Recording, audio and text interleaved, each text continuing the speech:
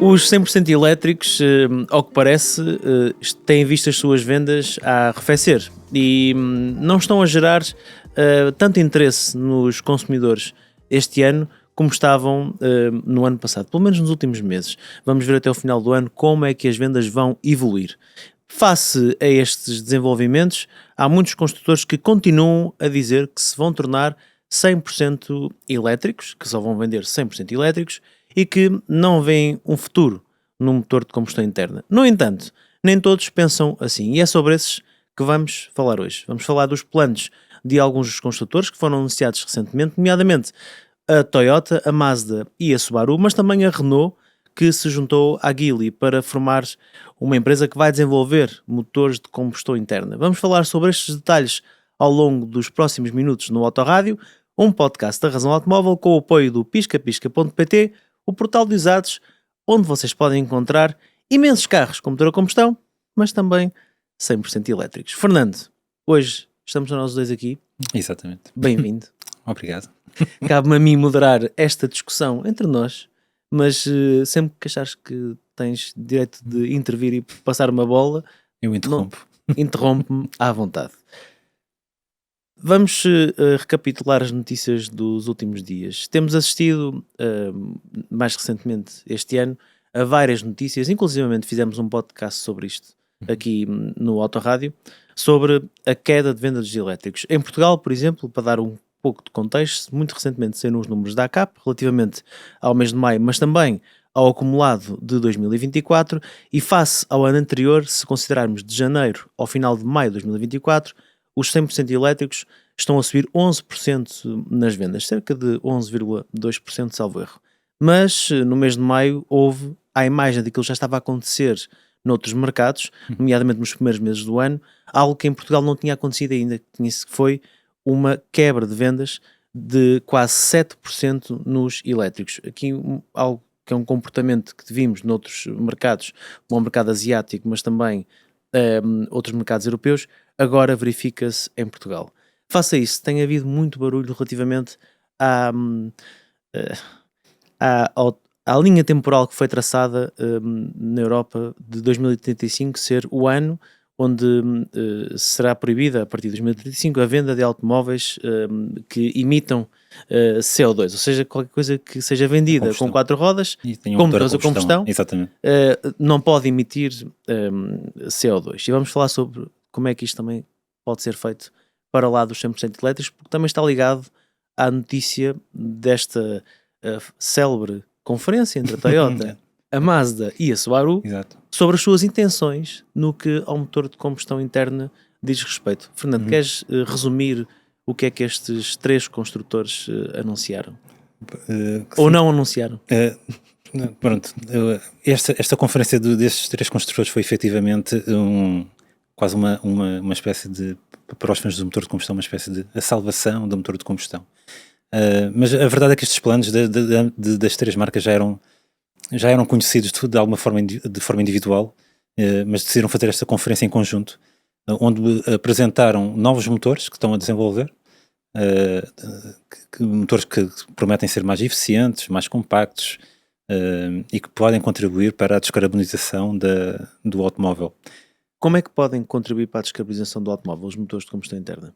Primeiro, a questão da eficiência. Se os motores forem mais eficientes, conseguem, ou seja, têm o potencial de ser mais económicos. Se gastarem menos combustível, logo emitem menos CO2 ou dióxido de carbono. Além disso, estes motores de combustão que eles apresentaram vão ser maioritariamente todos associados a sistemas híbridos, que também mais contribui para reduzir o consumo de combustível. E depois, aquela grande variável que a gente não sabe se vai mesmo acontecer ou não, que é associar estes motores também aos combustíveis neutros em carbono, como os combustíveis sintéticos. Algo que não está propriamente dependente nem da Toyota, nem da Mazda, nem da Subaru. Isso terá que haver algum interesse, um interesse mais geral do mercado, e eu acredito que poderá acontecer não pela indústria automóvel, mas pela indústria aeronáutica ou marítima, porque eles não vão pôr baterias em barcos mega barcos de contentores ou mega contentores, ou aviões de longo curso, porque não é compatível, não é prático colocar baterias nesses meios de transportes. Eu acredito que por aí possa haver algum interesse, mas até lá pronto, fica no ar esta dúvida, porque efetivamente a única solução para um motor de combustão ser neutro em carbono é efetivamente usar combustíveis também eles neutros em carbono. Neste anúncio em conjunto há uma expressão que muitos apelidaram de feliz, que diz respeito ao facto de o carbono ser o inimigo e de ser necessário reduzir as emissões, e que para estes construtores o motor de combustão interna faz parte das armas para este combate, como tu referiste, não só porque estão a desenvolver motores de combustão interna mais eficientes, mas também porque prevêem que no futuro serão incorporados combustíveis sintéticos nos combustíveis fósseis, ou mesmo haverá a possibilidade de os automóveis circularem apenas com combustíveis sintéticos. E sobre isso nós temos um autorrádio dedicado a estes combustíveis e vários artigos no nosso website. Vamos deixar um link na descrição deste vídeo no YouTube, para quem o estiver a ver. Quem nos estiver a ouvir no podcast, quem nos estiver a ouvir este podcast em Apple Podcasts ou no Spotify, poderá pesquisar no website da Razão Automóvel, porque isto é um tema que temos debatido nos últimos meses e anos e que acreditamos que vamos continuar a falar sobre isto no futuro. Como é que tu vês esta conferência agora, analisando aquilo que estes construtores anunciaram? Novos motores, uma nova abordagem também quase conjunta, não sendo conjunta, em que eles três, como representantes da indústria japonesa e da sua força, basicamente chegam e dizem: ok, nós estamos aqui para dizer que estamos unidos para combater o fim do motor de combustão, porque acreditamos que ele é uma arma no combate às emissões. Mas, agora vamos acrescentar aqui um mas, e agora vou fazer advogado do diabo para aqueles que defendem o fim do motor de combustão, porque também têm que fazer o contraponto. Mas estes construtores têm um interesse em continuar a vender carros com motor de combustão interno. De momento sim, e provavelmente num futuro também, pelo menos eu diria nos próximos 10, 15 anos, não, acho que vamos continuar a consumir motores de combustão como consumimos hoje. Não estou a ver outro cenário.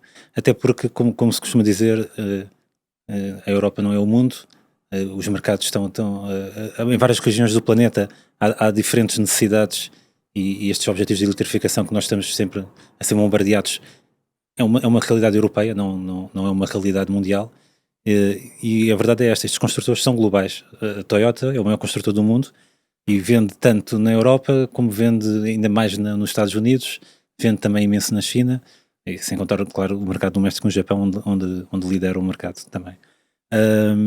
Ou seja, diferentes mercados, diferentes necessidades, eles têm que ter soluções que cubram as necessidades dos seus clientes, obviamente, e elas vão desde os 100% elétricos aos 100% a combustão. Dito isto, nesta conferência, a verdade é que não houve efetivamente uma novidade nenhuma absoluta, porque é basicamente uma continuação daquilo que eles têm dito nos últimos 5 anos, para aí, ou mais. A Toyota continua a dizer que, ou seja, a Toyota não é contra os elétricos, também temos que afirmar isto, até porque sabemos que eles têm planos muito ambiciosos também de eletrificação de uma nova geração de modelos elétricos que vai chegar nos próximos anos. Mas a Toyota também disse que o melhor caminho para a descarbonização, que é aquilo que é efetivamente o seu objetivo, passa também pelo motor de combustão e sobretudo pela tecnologia híbrida, do qual, pronto, convenientemente eles também são muito fortes.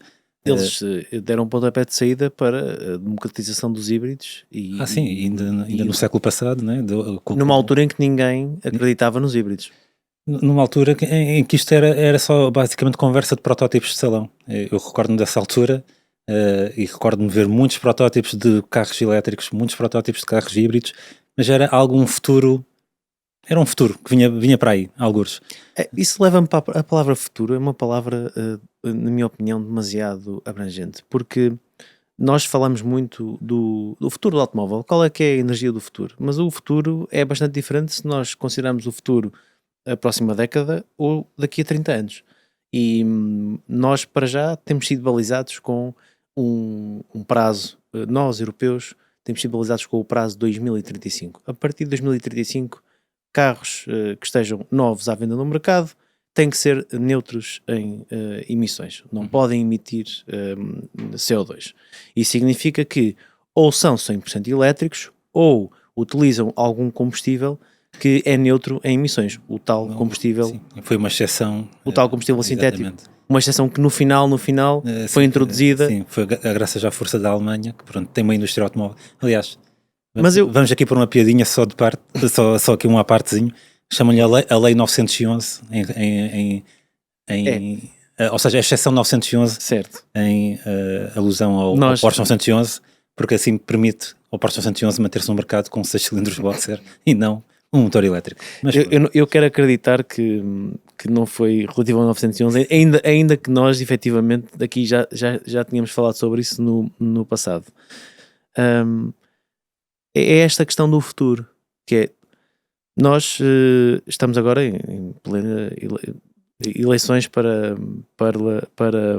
eleições europeias, para o Parlamento Europeu. E eu tenho ouvido alguns candidatos a falar sobre isso, nomeadamente os candidatos portugueses, e acho que isso também é importante nós discutirmos. Portugal conta muito pouco nisto. Conta muito pouco porque somos muito poucos, somos apenas 10 milhões. Conta pouco porque somos um país pobre, comparado com outros países da União Europeia, infelizmente, para mal da nossa vida.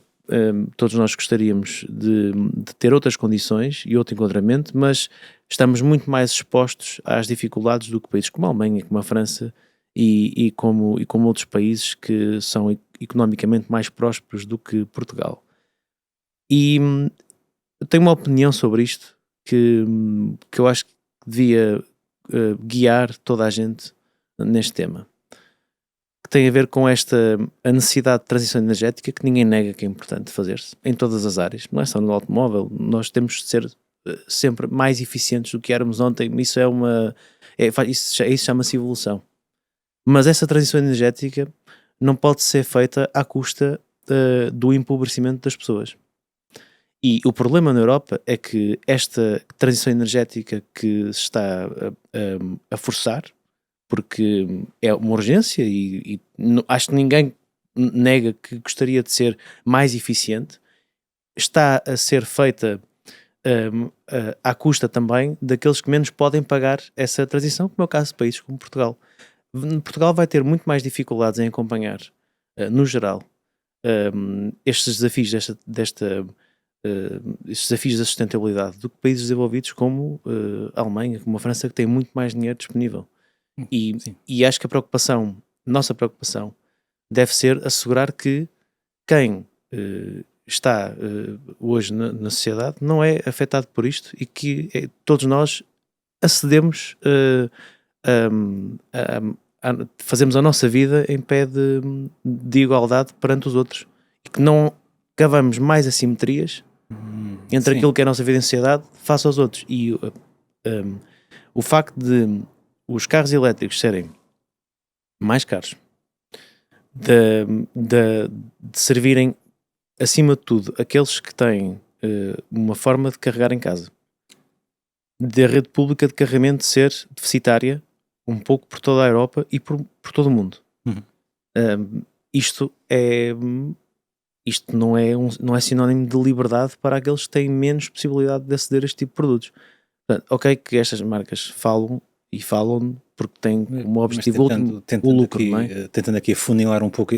Mas a funila é um tema muito grande. É um tema muito largo. Não, mas é que isto está tudo interligado, porque nós, os carros, este é um podcast sobre carros, nós falamos sobre automóveis, e isto toca em muitas áreas da sociedade, toca na economia, toca na liberdade das pessoas, de movimentos, etc. É diferente estar a falar de smartphones, de televisões.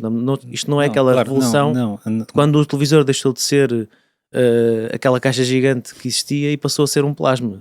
O impacto na sociedade do automóvel, passar a ser 100% elétrico e deixar de ser de combustão interna, é maior do que tudo isso. Certo, mas precisamente porque devido a todas essas, ou seja, esses desafios que ainda há a ultrapassar para o automóvel elétrico, sobretudo a questão da infraestrutura de carregamento e do custo dos veículos em si, sem contar, pois, eu podia agora aqui outra vez esticar-me um bocado e falar de tensões geopolíticas e pronto, mas não é por aí que eu quero ir. Mas por isso, se calhar, é que temos que arranjar uma soluções que vão no sentido do objetivo idílico da descarbonização total da sociedade, mas que tenham uma equação de custo-benefício que todos possam comportar. E aqui, por isso é que eu acho que agora afunilando novamente para os nossos estimados construtores japoneses, aqui acho que a solução que eles propõem acaba por ser talvez a que traz o maior número de benefícios para mais gente. E aqui entramos outra vez naquela questão que nós já fizemos até um podcast também, quando a Toyota sacou da calculadora e começou a fazer as contas aos híbridos, né? A dizer como os híbridos poderiam ser uma forma mais eficaz de descarbonizar o automóvel do que os elétricos, porque ou seja, pegando isto tem uma premissa que é muito importante, que é aquela questão de, sabendo que as matérias-primas são um material, as matérias-primas para fazer as baterias são um material escasso. Isto não quer dizer que há falta de material, não é isso. A questão é que a nossa capacidade de extrair e transformar estas matérias-primas tem um certo limite e não está a crescer, ou pelo menos não estava a crescer ao ritmo da procura que havia por veículos elétricos. Sabendo que isso, pronto, temos este valor de baterias, um valor X, mas e se soubermos usar essa quantidade de material da forma mais eficaz ou eficiente possível, faz mais sentido colocar essas baterias em veículos híbridos do que em veículos elétricos, com o objetivo maior de descarbonizar. E as contas deles realmente funcionam tendo em conta essa premissa, que as matérias-primas é esta matéria escassa, temos apenas uma certa quantidade para usar, então vamos usá-la da melhor forma possível. E a melhor forma possível para conseguir a maior descarbonização possível é estas soluções que eles, não só a Toyota apresentou, como também a Mazda e a Subaru, que é casar o motor de combustão com baterias ou com um sistema híbrido que já permite esse benefício de redução das emissões e caminhar nessa direção da descarbonização. Mas, de qualquer forma, dito isto, acho que toda a indústria automóvel está ciente que, se calhar não em 2035, mas provavelmente mais tarde no tempo, vamos todos acabar por... ou seja, o objetivo final acabará por ser o 100% elétrico sempre. Estamos a caminhar nessa direção. Talvez não vamos, se calhar vamos caminhar um bocadinho mais devagar do que aquilo que, pelo menos, os decisores políticos têm em mente, porque acho que de momento, não estou a ver que seja viável atingir esses objetivos que, pelo menos aqui na União Europeia, estão colocados. Até porque estas marcas, a Toyota, a Subaru e a Mazda, não negam a eletrificação total do automóvel. Nada. Não negam mesmo nada. Aliás, nós há pouco tempo fizemos um podcast sobre tecnologias que vão revolucionar o automóvel e falamos do megacasting.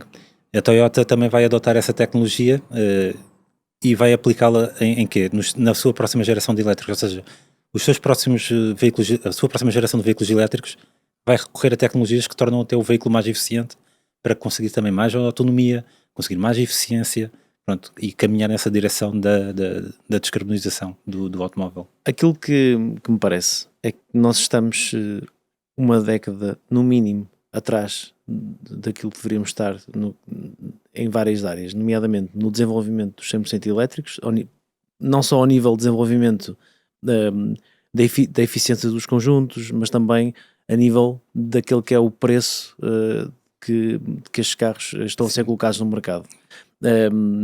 E que é normal, se estamos atrasados ou se estamos numa fase em que estes produtos ainda são muito caros, que convencer a maioria das pessoas a fazer a transição para os 100% elétricos seja muito mais difícil e que seja um caminho complexo. Por isso, estes construtores não foram os únicos a dizer que vão continuar a investir no motor de combustão interna.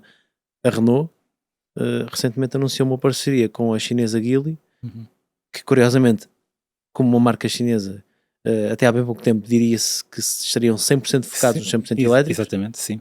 Mas que vão construir novos motores de combustão interna. Sim, tanto a Renault como a Geely. Por acaso isto tem aqui duas partes. Primeiro, que foi a separação do negócio de desenvolvimento e produção de motores de combustão do próprio construtor de automóveis, ou seja, a Renault desenvolvia, concebia os seus próprios motores de combustão e decidiu fez uma parceria, neste caso com a Geely, para formar uma nova empresa para se dedicar a isso, ou seja, temos agora uma empresa independente que vai desenvolver e fazer os motores de combustão e também sistemas híbridos, também convém realçar, que vão servir todo o grupo Renault e vão servir a Geely e também vão servir outros clientes que queiram comprar-lhes motores. Ou seja, eles vão produzir os seus motores de combustão nesse novo grupo, entre a Renault e a Geely, e ainda vão vender para fora para quem quiser fazer takeaway de motores. Eu acho que isto poderá indicar uma tendência para o futuro, ou seja, os construtores de automóveis livrarem-se dos seus departamentos de desenvolvimento e construção de motores e colocarem-nos isso em empresas independentes, porque o que se está a perspectivar, pelo menos nos próximos 10, 15 anos, é que, apesar de haver mercados onde os elétricos vão efetivamente ganhar muita força, mesmo estando nós agora a passar por uma espécie de arrefecimento, poderá ser uma coisa transitória, vamos ver como é que o mercado evolui, mas em muitos outros mercados, como a Índia ou a América do Sul, até os Estados Unidos, que é um mercado muito heterogéneo em matéria de adoção de elétricos, vão continuar a precisar e vão continuar a consumir muitos motores de combustão. Alguém tem que os fazer, alguém tem que os vender, e estas empresas têm aqui estas empresas agora independentes têm aqui um potencial de negócio muito, muito interessante, sem dúvida. Falas da Toyota adotar medidas de maior eficiência na produção, nomeadamente o Gigacasting, que nós falamos no último podcast que eu estive sobre esse tema, e é um facto na minha opinião, é que estas marcas estão todas a jogar em tabuleiros diferentes, e nós, e muitos comentários que nós assistimos, as pessoas tendem a centralizar isto muito na sua própria existência, quando o Portugal e o mercado português contam muito pouco, para não dizer conta nada. Sim, e para mais, convém reforçar essa mensagem que mais de 75% das vendas do mercado automóvel nacional são para empresas. E nós Portugal até é um dos bons alunos na eletrificação do automóvel, mas é sobretudo por força das empresas, e que sabemos que os carros elétricos são bastante beneficiados, pelo menos para as empresas, em matéria de tributação automóvel. Logo, no caso dos particulares, a história é outra. Não, é como se fosse um mundo à parte. Um mundo à parte, por isso. Aí continuam a ser reis e senhores os motores de combustão ou os motores de combustão com soluções de eletrificação, como é o caso dos mild hybrid e dos híbridos. Já os plug-in, que são mais caros, e os 100% elétricos ficam entregues às vendas para empresas ou empresários em nome individual, porque têm imensas, maioria, sem dúvida, sim. ou porque têm imensas vantagens do ponto de vista fiscal. Ainda sobre estas empresas que estávamos a falar, dos japoneses, a Toyota, fazendo aqui um enquadramento, detém 20% da Subaru e 5,1% das ações da Mazda. Mazda em si, que também tem uma participação pequenina, sim, de 0,25% na Toyota. Há aqui uma relação, claro, e justifica o porquê de serem estas três as marcas, ou estes três os construtores a fazerem esta conferência. Claro que há interesses aqui comuns, obviamente. Ainda não há muito tempo, nós não fizemos a notícia e lamento, mas passou-me ao lado na altura, mas há pouco tempo a própria Mazda fez uma parceria qualquer com a Toyota, no sentido de usar a tecnologia de eletrificação da Toyota para aplicar aos seus modelos, porque, como sabemos, os custos de eletrificação são imensos, são extremamente elevados. Na ordem dos milhares de milhões. Dezenas de milhares de milhões dava ou seja, aquele plano o PRR português é apenas uma pequena parcela do investimento que já foi feito pela indústria automóvel para a eletrificação para a eletrificação do próprio automóvel. Pronto, repeti aqui o automóvel. Por isso, como sabemos que esses investimentos são muito elevados e o retorno poderá demorar a chegar, se chegar, vamos ver ainda. Claro que interessa à indústria automóvel criar sinergias, criar economias de escala, de modo a que esse retorno seja muito mais rápido porque os investimentos são efetivamente brutais. E já tínhamos comentado isto noutros autorrádios. Nós ainda ou seja, a tecnologia elétrica ainda está numa fase de evolução e acelerada. Ou seja, até isto começar a estabilizar e começarmos a ter, ou seja, não ser necessário os investimentos que estão a ser necessários hoje, e haver um melhor equilíbrio entre o que entra e o que retorna ao construtor, ainda vai demorar algum tempo, porque quase todas as semanas vimos uma notícia de que há novas baterias que estão, baterias mais eficientes que estão a chegar ao mercado. Também tem havido muitas evoluções ao nível dos motores elétricos, ou seja, isto é uma tecnologia que está ainda numa fase de rápida expansão, e por isso ainda vai demorar algum tempo até começar a estabilizar, como aconteceu com o motor de combustão interna.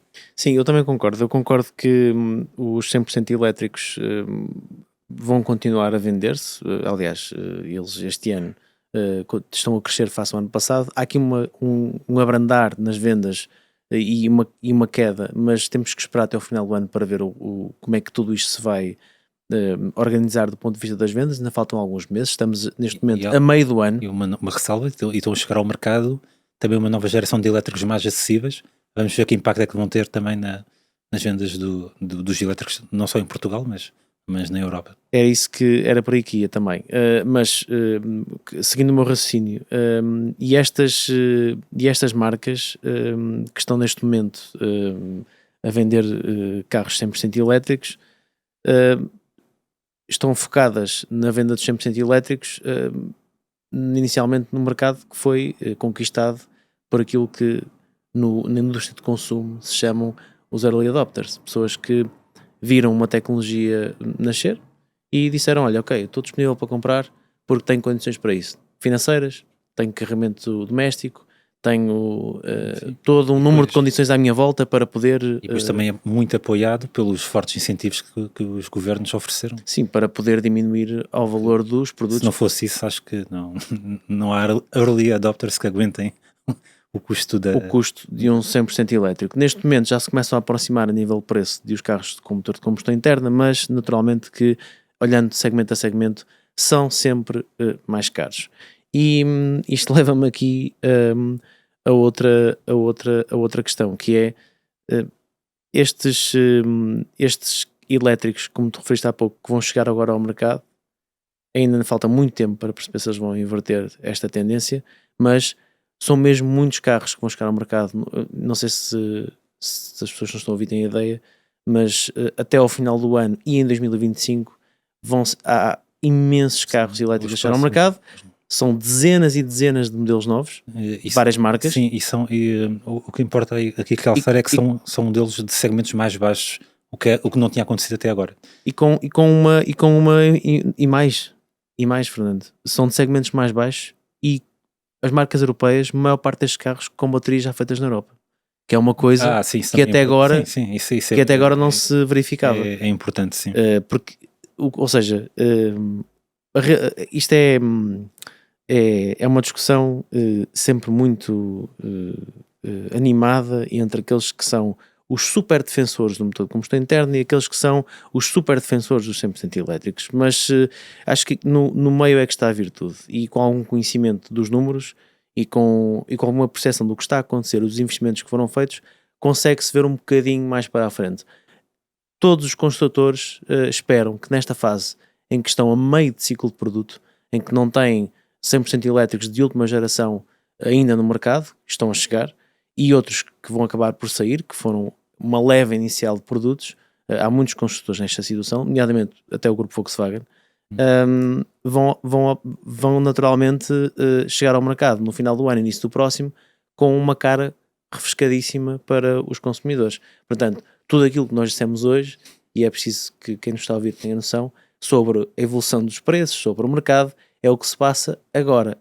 Como tu disseste, Fernando, isto é uma tecnologia que está numa ebulição e num crescimento tão grande, que não é possível neste momento, pelo menos eu não consigo, fazer previsões super longo prazo sobre as vendas destes carros. Até nem sequer seja, não é só a questão do produto que estão a sair dos construtores, os novos modelos que aí vêm para o mercado.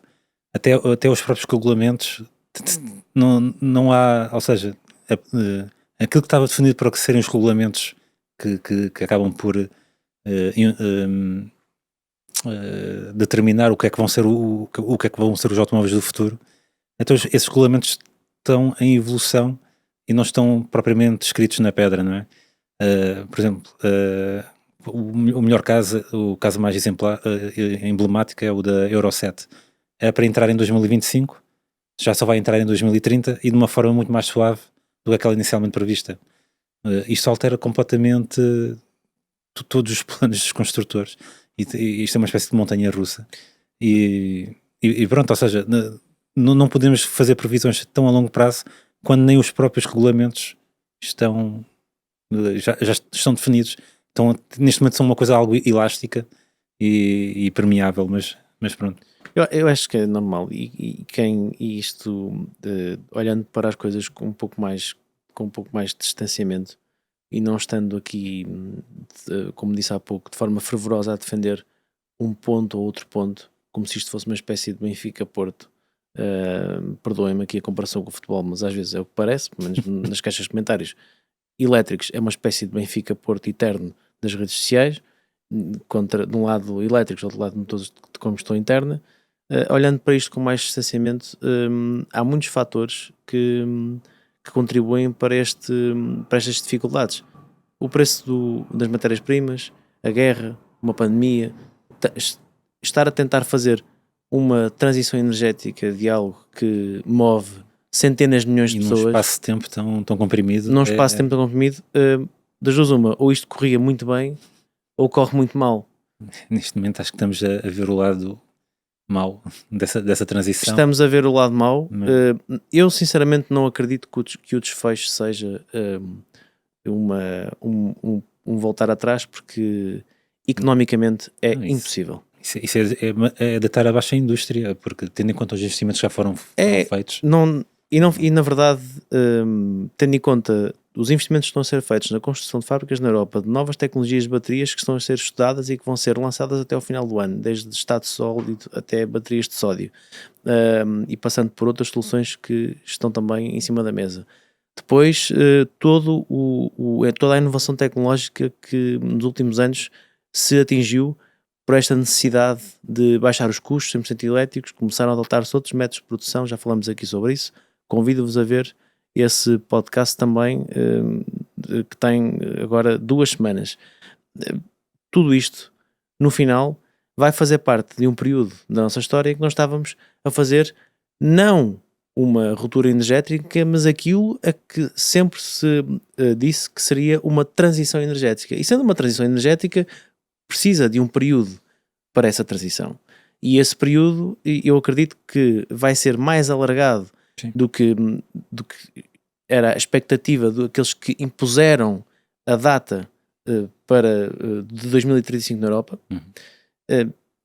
Acredito também que muitos construtores têm planos B, e isto que nós estamos a ver destas novas divisões de desenvolvimento de motores são o escape para, caso consigam dilatar a eletrificação total do automóvel e começar a incorporar combustíveis sintéticos para atingir a tal neutralidade carbónica.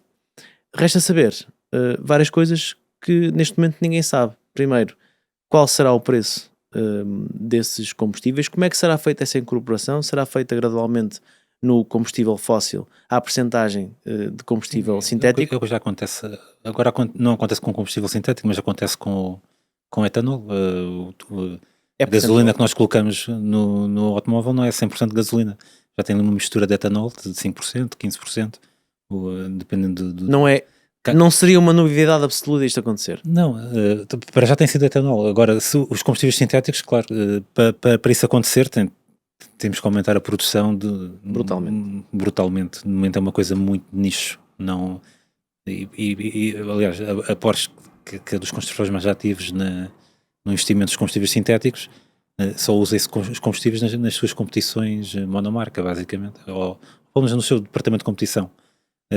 Agora, para chegar ao mercado normal, ou seja, eu chegar ali à bomba de gasolina e pôr no meu Swift Sport combustível sintético, pá, acho que vai demorar ainda algum tempo. Nessa altura acho que já é um clássico caro, mas pronto, vamos ver como é que evolui. Estar a fazer previsões é muito arriscado, porque tá tudo, então muitas coisas já aconteceram ao mesmo tempo, e essas coisas não são propriamente, como eu digo, não estão escritas na pedra.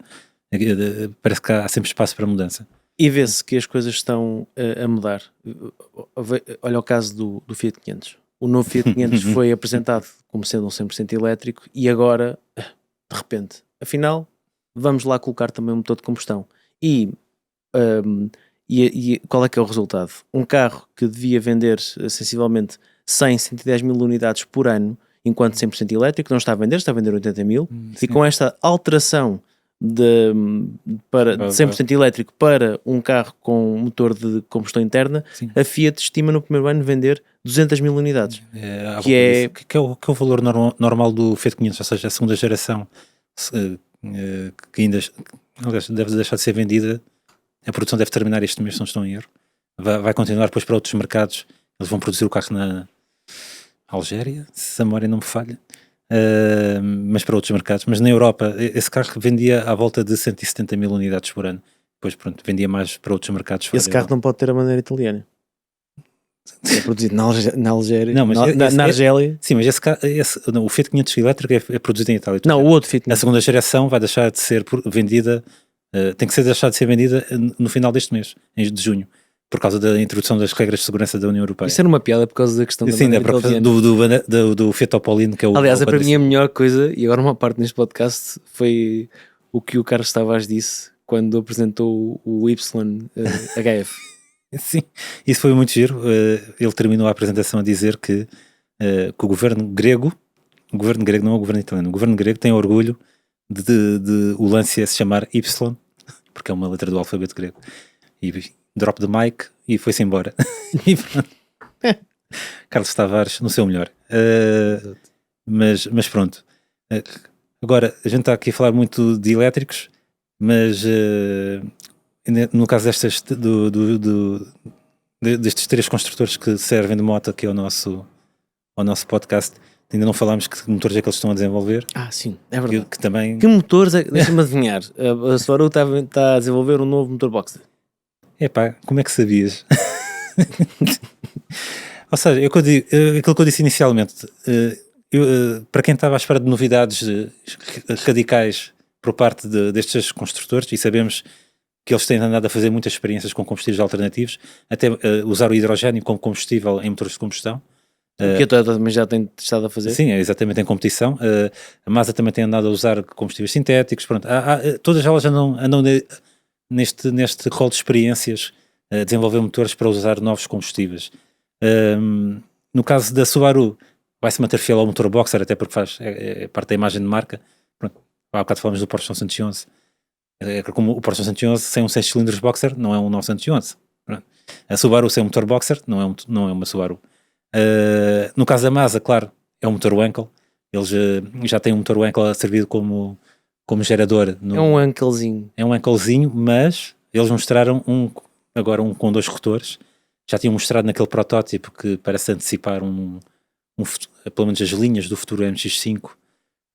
Mas o Wankel vai servir basicamente de gerador para um veículo elétrico, ou seja, uma espécie de extensor de autonomia, como acontece no MX-30. E no caso da Toyota, acho que foi a única que mostrou coisas mais concretas e coisas que nós não conhecíamos. E o dado mais curioso aqui dos motores que a Toyota apresentou adotaram o downsizing, que é uma coisa que eu já não ouvia falar há alguns anos, e que até os construtores japoneses têm tido algum orgulho em não seguir muito essa tendência. Até passaram muito recentemente motores 1.8 para 2 litros. Exatamente. Em vários modelos. Exatamente. Só que agora a Toyota saiu-se com uma nova, ou vai sair. O problema é que ainda falta aqui alguma data, falta aqui uma data mais concreta, sobretudo no caso da Toyota, quando é que estes motores vão chegar ao mercado. Eu, se calhar daqui a 2 anos, provavelmente, estou aqui a fazer uma estimativa por alto, porque tem a ver com carros novos que eles vão lançar. Mas pronto, Esses motores, o downsizing, isso quer dizer, isso significa que o downsizing poderá levar motores 2 litros a passar para 1.8 e 1.8 para 1.6? É se calhar um pouco mais radical do que isso. O motor 2 litros, ou seja, o que vai tomar um motor 2 litros naturalmente aspirado, um 4 cilindros, será um 3 cilindros de 1,5 litro, mas com turbo. Ou seja, a Toyota vai introduzir motores turbo sim, para substituir sim, motores naturalmente aspirados. E isto não é só uma questão para o mercado japonês ou europeu, é um desenvolvimento global e é associado a um sistema híbrido. Ou seja, podemos ver, se calhar futuramente, vou aqui especular, imagina um motor 1.5 turbo, da mesma forma que agora temos um Corolla ou como é que se diz, um CHR híbrido com motor 2 litros de 180 cavalos. Certo. Agora imagina que daqui a uns anos surge um carro com a mesma potência, mas em vez de ter um 2 litros, um motor 2 litros naturalmente aspirado tem um motor de 1,5 litro turbo, associado também a um sistema híbrido e com potências se calhar similares. E eles prometem que estes novos motores de 1,5 litro também vai haver um motor de 2 litros, mas que é para tomar o lugar de motores maiores como 2,5 litros e coisas desse género, também sempre associados a um turbo. Prometem mais eficiência. Prometem também ocupar menos espaço e serem mais leves. Isto também é importante, porque uma das vantagens, temos visto que os elétricos têm uma vantagem clara em matéria de design automóvel, que é, como são motores muito pequenos, dá mais liberdade aos designers para criar outras formas, ou otimizar o desenho de um carro, seja em matéria de aerodinâmica, ou o que for, pronto. Um motor mais pequeno, debaixo do capô, naturalmente, podes ter uma frente mais pequena ou mais baixa, e ter mais guia e melhorar o coeficiente aerodinâmico, enfim. E a Toyota está precisamente a seguir esse caminho. É claro que não temos aqui dados muito concretos ainda, mas eles falam que o motor vai ser mais leve, vai ser mais compacto, vai permitir frentes mais baixas, por exemplo. Ou seja, estou curioso para saber o que é que vai sair dali, e depois, efetivamente, estou curioso para saber de forma mais concreta como é que isso vai traduzir em números, que aquilo que a gente gosta são números, mas pronto, vamos ver o que é que vai sair dali. No caso da Subaru, o que eu digo, não é propriamente uma novidade, já se sabia que eles estavam a trabalhar em motores Boxer associados a sistemas híbridos, e no caso da Mazda, eles em fevereiro, se não estou em erro, formaram uma equipa só para desenvolver motores Wankel, o que eu também acho estranho, aqui uma opinião um bocado pessoal, porque por muito que o motor Wankel seja uma coisa fascinante e interessante de utilizar, temos que admitir que não é o motor mais eficiente do mundo, apesar de ter um tamanho muito compacto, também ser leve, mas se o objetivo é efetivamente ser mais eficiente, não sei se é o melhor caminho a seguir. Dito isto, talvez eles tenham encontrado alguma solução fantástica para dar a eficiência que o motor Wankel não tem e torná-lo um motor competitivo. Por isso, eu também não sou engenheiro, também não vou aqui contradizer os planos da Mazda, porque também não sei, sinceramente. Bem, o que concluímos deste autorádio é que o mundo, no que o automóvel diz respeito, não funciona à mesma velocidade, e há construtores que fazem anúncios porque olham para o mercado nas suas mais variadas vertentes. Nomeadamente, há mercados onde se vendem e se vão vender durante muito mais anos muito mais motores de combustão interna do que elétricos. Há outros mercados que nem sequer conhecem a eletrificação, e na Europa há um clima de cada vez mais incerteza relativamente ao fim do motor de combustão interna, e se esse fim não chegar, o que é que vai acontecer relativamente aos combustíveis? Vamos ter combustíveis sintéticos? Não vamos? Como é que vamos atingir a exigida neutralidade carbónica na utilização dos automóveis novos vendidos a partir de 2025? Essa é a grande questão. Deixem um comentário neste autorádio, espero que tenham gostado. Foi um curtíssimo autorádio sobre um tema que já não é uma novidade, mas que tem vindo a evoluir nos últimos meses, e certamente vamos voltar a este tema nos próximos tempos. Não se esqueçam que este autorádio é patrocinado pelo piscapisca.pt, o portal de usados, onde provavelmente podem encontrar o vosso próximo carro. E há lá híbridos, elétricos, carros apenas com motor de combustão interna, enfim, todo o tipo de carros para que vocês possam lá eventualmente procurar aquele que será o vosso meio de locomoção com 4 rodas. Quanto a nós, estamos de regresso na próxima semana para mais um autorádio. Um abraço e até à próxima.